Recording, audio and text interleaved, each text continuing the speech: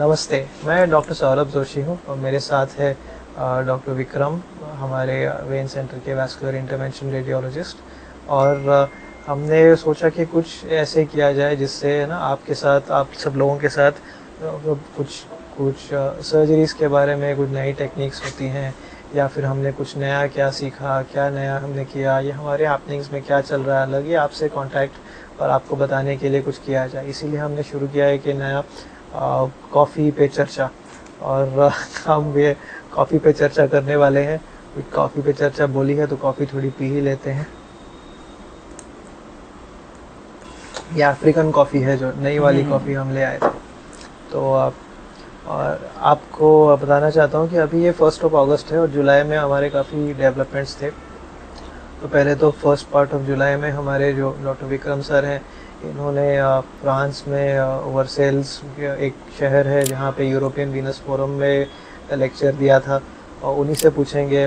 Doctor Vikram, आप बताएंगे थोड़े हमारे व्यूअर्स के लिए, पेशेंट के लिए, कि क्या टॉपिक थे और कैसा कैसा लगा आपको?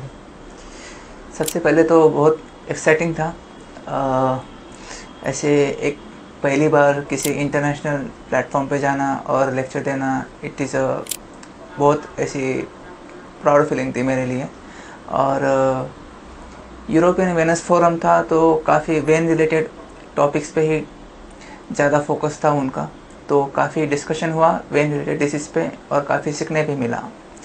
मेरा टॉपिक था benefits of venous treatment in recurrent varicose veins. तो लेक्चर हुआ मेरा और मुझे बाकी के वैस्कुलर सर्जन्स थे, उन्होंने भी प्रेजेंटेशंस दिए, उनसे भी बहुत कुछ सीखने मिला। पेरिस में ठंडी थी काफ़ी इस टाइम, या गर्म था? बहुत गर्म था। बहुत गर्म। तो हीट वेव थी बहुत, एटलीस्ट आई मीन मिनिमम तो 35-36 तो रहेगा हर दिन। तो काफ़ी गर्मी थी और डिहाइड्रेशन की वजह से तो काफ़ी ख़राब हालत हुई थी। तो हीट वेव के अलावा सब कुछ अच्छा ही था। तो कितने दिन थे आप पेरिस में? लगभग 4-5 दिन था मैं। 3 दिन कॉन्फ्रेंस था, एक एक्स्ट्रा दिन मैंने घूमने के लिए निकाला था। तो आईफिल टावर पे गए या नहीं गए? आईफिल टावर पे गया और काफ़ी मज़ा आया बस, लेकिन हीट वेव की वजह से थोड़ा मूड ऑफ हुआ, लेकिन काफ़ी अच्छा था। Very good, very good. और हमें भी बहुत गर्व होता है कि आपने जब ऐसे इंटरनेशनली जाके हमारा नाम रोशन किया। Very good. Thank you Vikram, very proud of your achievements. साथ साथ ही हमारे लोगों को बता दिया जाए कि ये तो एक लेक्चर था, एक टॉपिक पे था। इसके साथ साथ 4 और पेपर हमारे प्रेजेंटेशन और ई पोस्टर के लिए सिलेक्ट हुए थे। तो टोटल हमारे 5 टॉपिक सिलेक्ट हो गए थे अलग अलग। ये ग्लू ट्रीटमेंट इन वेरिकोस वेन्स के ऊपर, ये पेरिस में अभी जुलाई 2026 की बात है। और इसके साथ साथ जुलाई में अभी और भी था, हम टांजानिया गए थे, डॉक्टर विक्रम और मैं। और डॉक्टर विक्रम की दाद देनी चाहिए कि वो मुझसे एक दिन पहले जाते हैं, और इतने सारे पेशेंट थे ओपीडी के, और एक तो उन्हें थोड़ा सा लैंग्वेज बैरियर भी होता है कि जो हम बात करेंगे उनमें ठीक से समझ में नहीं आता, उनके यहाँ स्वाहिली लैंग्वेज होती है। पर फिर भी डॉक्टर विक्रम ने पेशेंस रखे, धैर्य रखे, पेशेंट्स को समझाया। और काफ़ी अच्छी ओपीडी के लिए कितने एटलीस्ट 20-25 पेशेंट 1-2 दिन में देखना, सबका स्कैन करना काफ़ी मुश्किल बात होती है, और बहुत टाइम कंज्यूमर, थका देते हैं। और एक तो आप रात भर फ्लाई करके जाते हो, फिर अगले दिन सीधा उतर के ये सारे पेशेंट्स को देखा, उनको प्रॉपर इवैल्यूएट किया। उसके साथ साथ हमारे ऑपरेशन भी हुए। तो डॉक्टर विक्रम, कुछ हमारे जो हमने ऑपरेशन किए अगले 1-2 दिन में, उसके बारे में बता सकते हैं? जी, ऑपरेशन तो हमने 2-3 ऑपरेशन किए।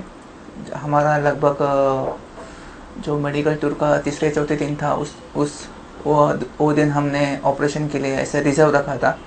तो काफ़ी इंटरेस्टिंग केसेस हुए, ऐसे लोगों का ऑपरेशन हुआ। शायद टांजानिया में होगा कि नहीं भी फ्यूचर में, वो पता भी नहीं। काफ़ी इंटरेस्टिंग थे, काफ़ी रिस्की प्रोसीजर्स थी। तो एक, जहाँ तक मुझे पता है कि एक ओल्ड इंडिविजुअल थे, अराउंड 83 ईयर ओल्ड। तो बड़े बड़े वेंस थी, बहुत बड़ी बड़ी वेंस थी। अगर कुछ इलाज नहीं किया रहता तो शायद ज़ख्म हो सकता था उनको, या फिर वो फट के ब्लीडिंग हो सकता था, और एक बार ब्लीडिंग हुआ भी था उनको। तो उनको कुछ कार्डियक इश्यूज भी थे ना, बाकी उनको हाँ हाँ जी, काफ़ी सीवियर ये कार्डियक बिल्कुल, इश्यूज भी थे। यस। तो काफ़ी हाई रिस्की प्रोसीजर था। उन्होंने काफ़ी डॉक्टर्स के साथ कंसल्ट भी किया था टांजानिया में, लेकिन जहाँ तक मुझे इन्फॉर्मेशन है सब लोगों ने मना कर दिया था। सब लोगों ने उनको बोला था कि आप कंजर्वेटिव ट्रीटमेंट पे ही रखो, आप बस स्टॉकिंग्स पहनते रहो, इसका कुछ इलाज नहीं है।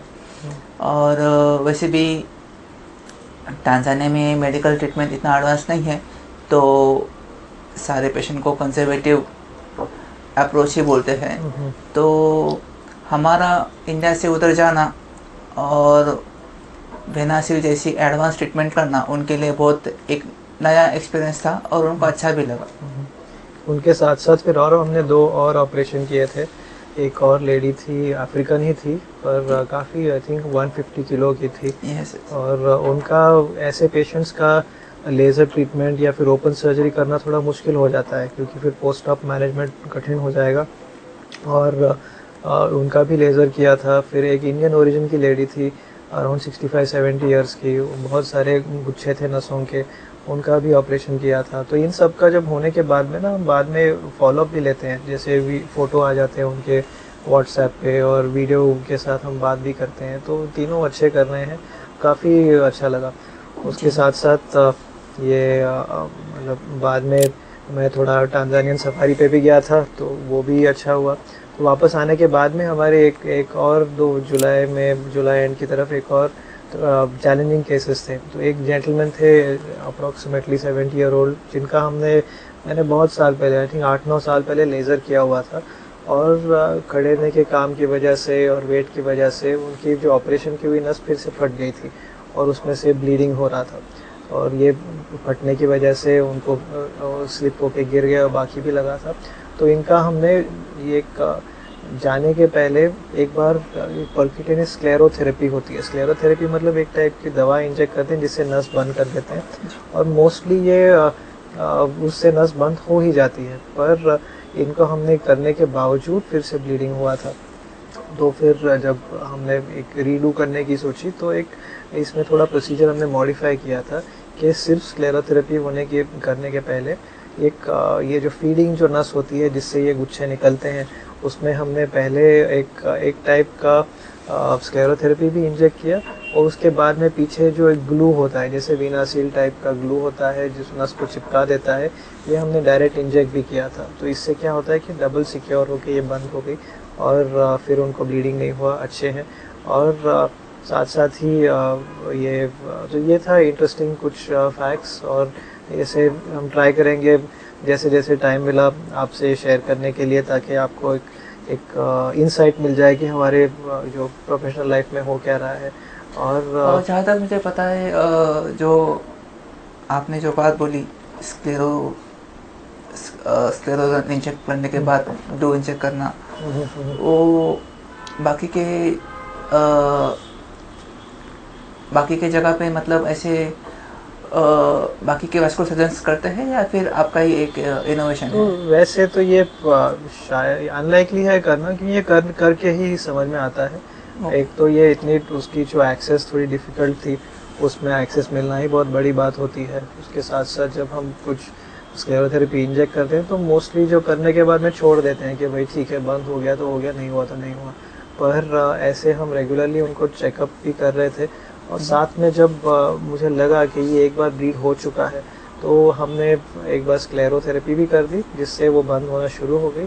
उसके बाद में उसको फॉलो अप किया ग्लू डेक्सट्रोस के कॉम्बिनेशन से। एक डेक्सट्रोस नामक एक दवाई होती है, या सलाइन जैसे होता है, ये जो ग्लू को डायरेक्टली उसको जो कड़क होने से रोकता है। तो इसको हम जब मिक्स करके इंजेक्ट करते हैं, तो उसका जो पॉलीमराइजेशन है, मतलब जो नस को सिकुड़ नस को बंद करने की प्रोसेस है, वो उसकी थोड़ी सी हम कंट्रोल की जाती है, ज़्यादा डिस्टली, ज़्यादा अंदर नसों में ये दवाई जाती है, और इससे हम बंद करते हैं।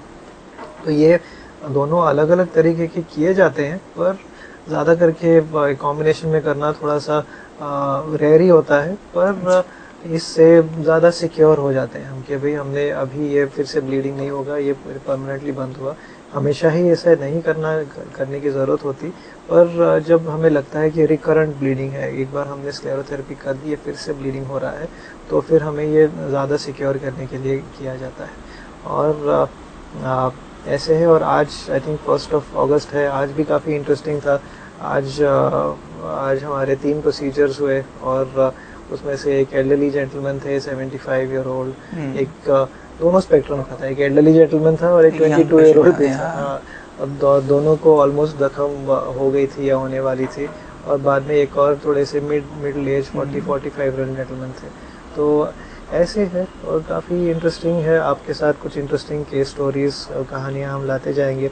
एंड आपको कैसे लगा बताइए, आपके कुछ सवाल होंगे तो प्लीज़ पूछिए। एंड आशा करते हैं कि आपको इस कॉन्वर्सेशन के माध्यम से हमारे बारे में थोड़ा और जानने की चांस मिलेगा। चांस मिलेगा। Thank you everyone.